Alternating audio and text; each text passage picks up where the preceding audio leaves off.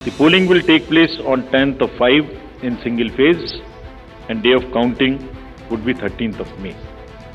So this is the schedule for the Karnataka elections.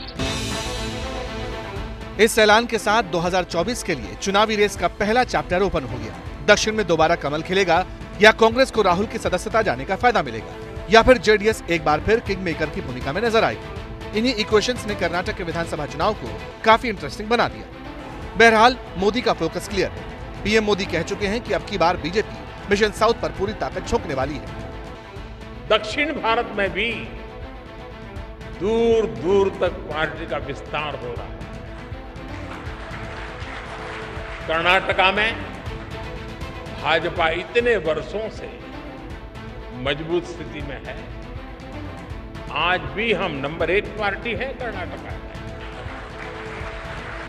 यानी कर्नाटक विधानसभा चुनाव के साथ साथ बीजेपी कर्नाटक की 28, केरल की 20, आंध्र की 25, तेलंगाना की 17, तमिलनाडु की 39 और पुदुचेरी की 1 लोकसभा सीट पर भी फोकस करेगी। मोदी की नजर दक्षिण की 130 लोकसभा सीटों पर है।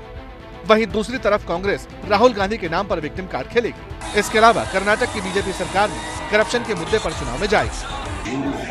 हमने चुनाव प्रचार शुरू कर दिया है। मैंने और डीके शिव कुमार ने कई सीटों का दौरा किया है। अब तक 22 जिलों को विजिट कर चुके हैं। चुनाव प्रचार के लिए अलग अलग समितियां बनाई हैं। सब अपना काम कर रही हैं। हम चुनाव के लिए पूरी तरह तैयार हैं। हालांकि सिद्धरामैया इस चुनाव को अपना आखिरी चुनाव बताकर इमोशनल कार्ड खेल चुके हैं, जबकि कर्नाटक कांग्रेस के चीफ डीके शिव कुमार भी खुलकर बैटिंग कर रहे हैं। सोमवार को मंडिया में लोगों के बीच नोट उड़ाने का उनका वीडियो खूब सर्कुलेट हुआ, विवादों में रहा। इस बीच कर्नाटक के सीएम तो ये इल्जाम भी लगा रहे हैं कि डीके शिव कुमार बीजेपी विधायकों को तोड़ने की कोशिश कर रहे हैं। अभियान अदाद्मेले बीजेपी का कोई नेता कांग्रेस में शामिल नहीं हो रहा। असल बात तो यह है कि कर्नाटक कांग्रेस के चीफ हमारे विधायकों के सामने कांग्रेस में शामिल होने के लिए गिड़गिड़ा रहे हैं। बीजेपी का कहना है कि वो जनता के बीच विकास के काम गिनाएगी।